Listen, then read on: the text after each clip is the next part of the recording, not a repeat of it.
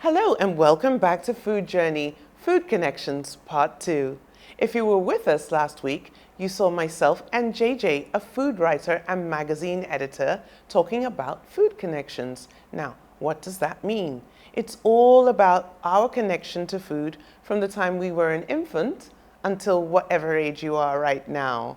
We talked about it in terms of our genealogy, heritage, social interactions, and travel. It was really interesting. And at the end of it, we both drew our own individual and unique food trees. I'd love to share with you the results again. You can see from the individual trees that we each have different genealogy, as well as conduits of influence moving up the trunk, as well as separate travel and therefore social experiences. Today we'll be focusing on my tree, and I'll be choosing dishes from 2 places I've traveled to and lived in. I chose 2 places on my food tree. One, Italy, and the second, Ghana. Now, Italy is a place that I've traveled to many times, and Ghana, a place I actually lived in for many years. Both places have special memories for me. And the first dish we're going to make today is lasagna. I don't know how many of you have tried this at home, but it really is a family crowd pleaser. For anyone who loves pasta and meat, this is one for you. Now join me as we learn how to make my version of lasagna.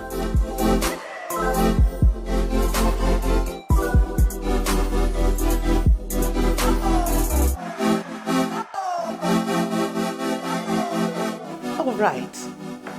Let's get started. First of all, I think, talking about some of these Italian ingredients that we're going to use for this dish. First up, I think I have to mention the Italian herbs. Now, a lot of us buy this in the supermarket and probably wonder, well, what really is in there? But on close inspection with the nose, the first thing that hits me is the rosemary. So we've got rosemary, we've got marjoram, we've got basil, and we've got thyme. Next up for me, I am going to use some chili pepper. I love dried chili, and this is really going to add sort of the African oomph to this Italian dish. A little heat.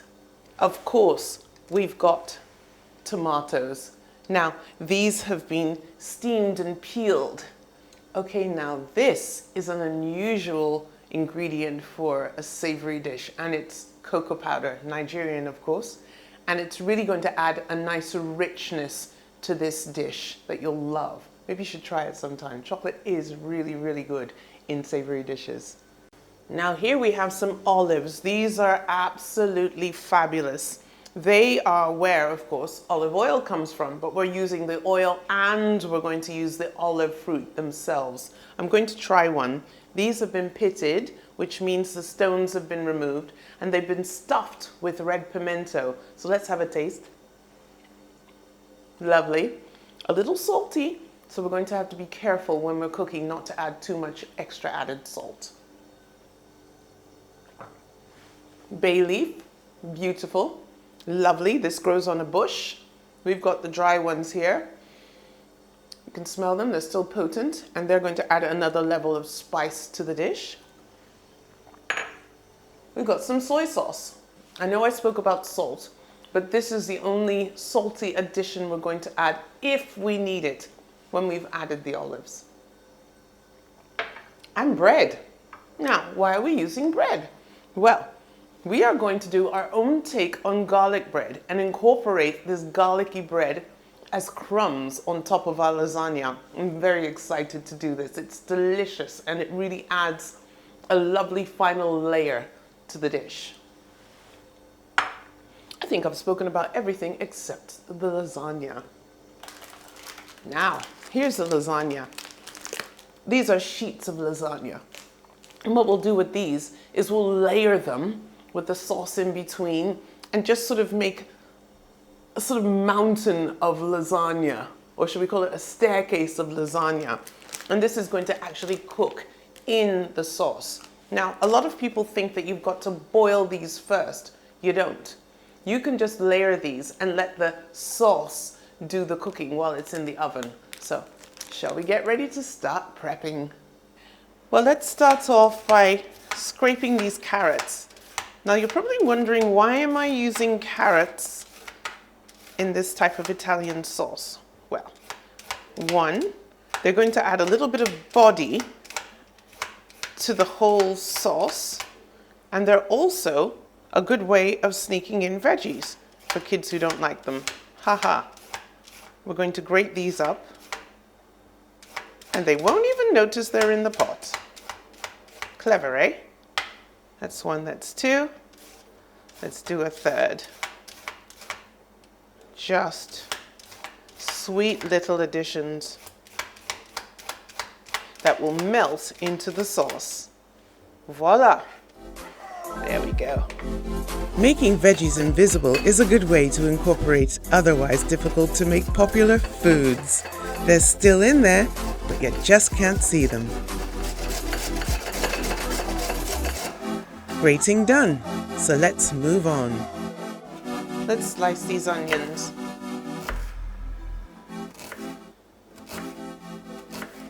Fairly thinly. And remember what I said to you about these beautiful fine lines that have already been sort of ready-made for us? We can use these just to guide us for that fine dice we want. Just slicing. And you've got an instant fine dice. Look at that. So beautiful peppers. I'm using this big red one. Let's just take the top off and pop out this middle section and slice it open. We've got a few seeds in there which we don't need, so we'll just move those over to the side, pull those out, and then do a lovely slice. Let's get this off too. And slice and slice. We want a nice dice. Again, everything nice and small so that it can all sort of melt into the sauce that we're making. Just like so. Turn it on its side and then give it a nice dice. Sharp knife is really the secret to this. Anyone can dice, but the success will be in the sharpness of the knife. Don't go too fast like me. I've been doing this a while. We don't want fingers in the sauce. So that's that. We'll do the same for all the rest of this pepper. We're adding all-important color by using green pepper too. So 2 official Italian colors.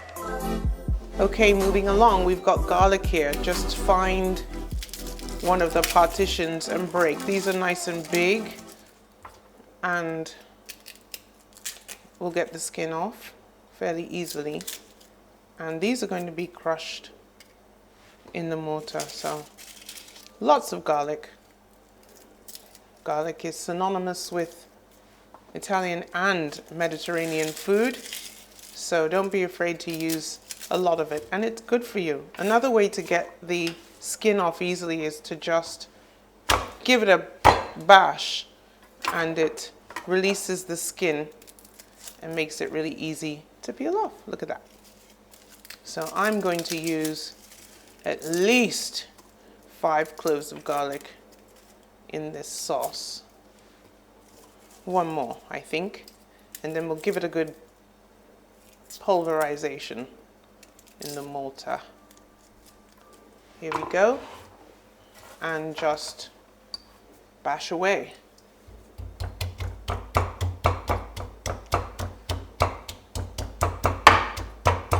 Smells amazing. I love the smell of garlic. And you can see it's getting crushed and releasing all those beautiful oils as well. Let's go ahead and slice up some of these beautiful olives. Okay, oh, we don't want them to roll away. We're going to slice them thin because they're just a little bit too intense for one huge mouthful. You can see that lovely pimento inside that's been stuffed. Just using a little paring knife so I can have really good control.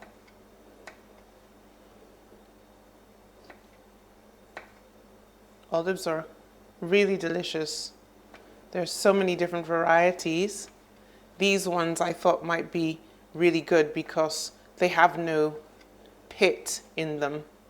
So this is really what we need to do, and we'll do about 15 of them.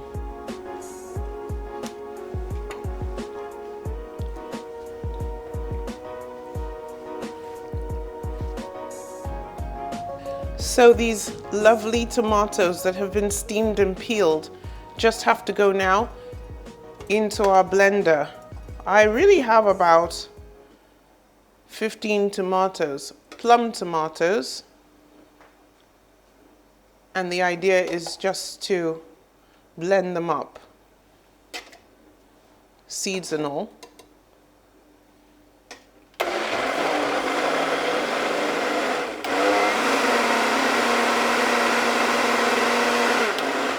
And that's it. Just pouring that into our bowl. And then adding all the extra juice too. Looks like we're ready to cook. All the prepping done. Ready, everybody? I have the pan here on a medium heat, and this is the liquid gold, olive oil. Lots of it. As I always say, don't be shy. The Italians say that you have to let the onions die in the pan, and I think that means patience, a medium flame, and just letting them go. And that's exactly what we're going to do. I think part of the reason why that's said is also because we'll be adding garlic, and the garlic, if it's heated up too fast, will burn and become sort of acrid, and we don't want that. So we'll add our garlic in now. I'm using 3/4 of it. I need to keep some back for the other part of this dish. So here we go. And you can just start smelling that the minute it hits the pan. It's quite delectable. Soon the whole house will be smelling of this mixture. So.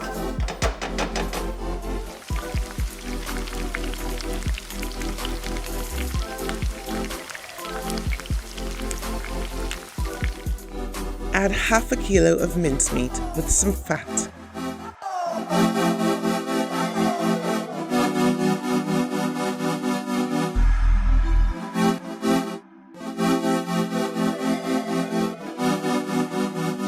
Those beautiful Italian herbs, the marjoram, the basil, the thyme, and the rosemary. Again, smelling gorgeous. A very nice, big, generous 3 or 4 pinches.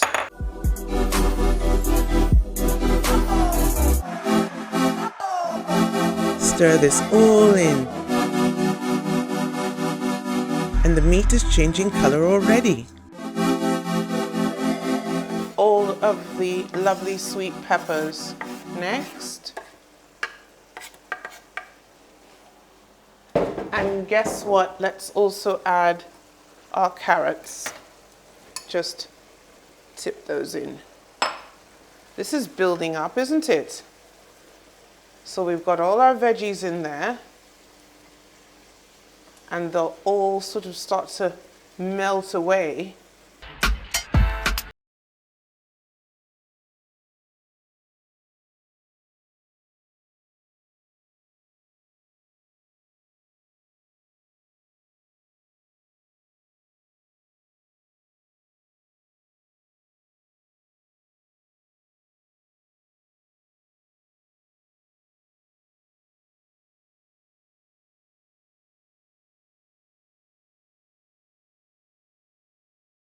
Fantastic. So all we need to do now is just make the glue that puts everything sort of together, and that's a bechamel sauce. It's simple, it's not too spicy, it's made with milk and I'm thickening it here with some good old flour and water.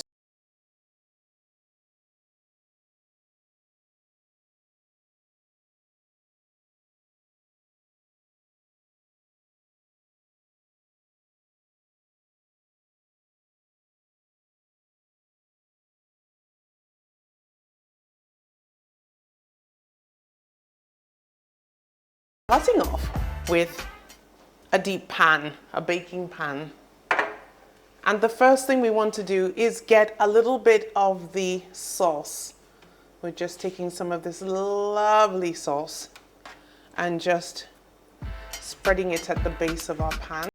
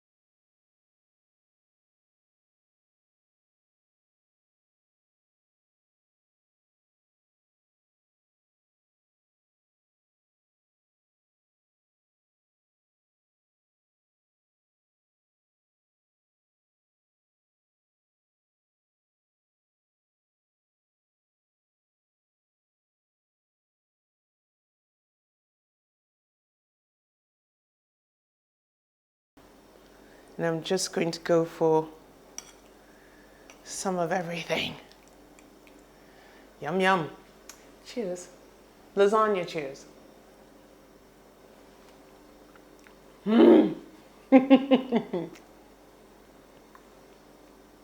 It's Italy in a bowl. So delicious. So lovely. I have to go for a second one.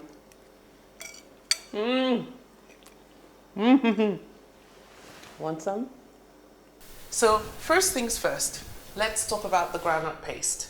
Now, if I were in Accra, I would be using fresh ground peanuts, but I haven't got that here, and I decided that I would use something different. Now, this is just store-bought peanut butter actually, and it's smooth, not crunchy, that's important. And make sure that you use a peanut butter that doesn't have any added sugar. This is very, very important because what we're looking for is a savoriness and not a sweetness. So shall we go ahead and just get started preparing this peanut butter?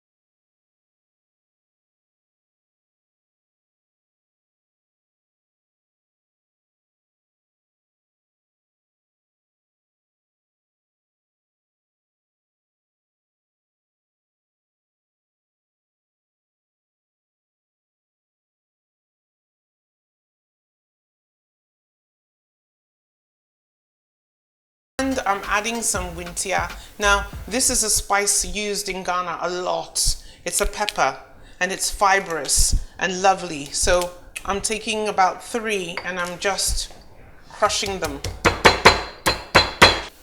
3 pods.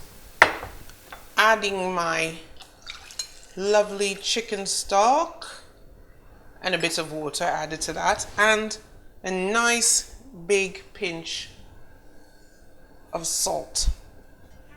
Leave this almost volcanic looking landscape of yumminess to cook and split further for another 30 minutes. This smells really incredible. And if you come a little closer, you can see where all the oil has just risen nicely to the top. And it's time to add our chicken. One by one into the center of this lovely bubbling pot.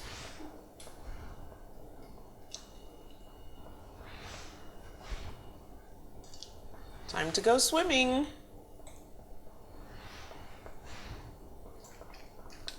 These are going to finish cooking in no time, but I do want them to take on the taste of the...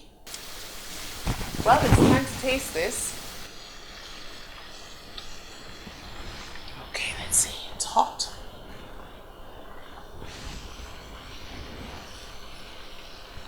Oh, delicious. Memories of Ghana in a pot. Steamed okra and ginger are our Ghanaian condiments for this dish, and I'm making some eba to go.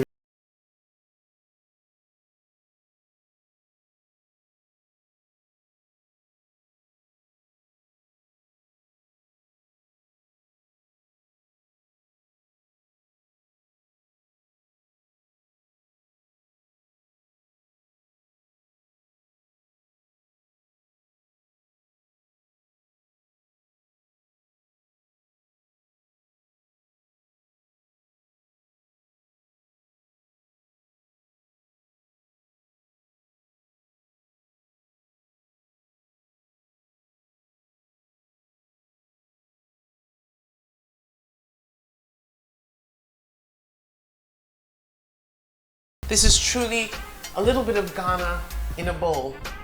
So I'm gonna taste it. Don't hate me, I'm using a spoon.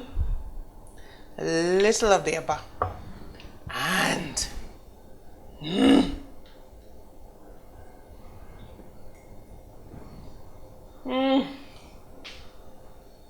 it's heavenly. And the bit of ginger at the end gives it a lovely, lovely hit. Well, I have to say goodbye to you because, as you can see, I've got some eating to do. Thanks for joining me on Food Journey. Try some groundnut soup at home yourself. You might like it. See you next time.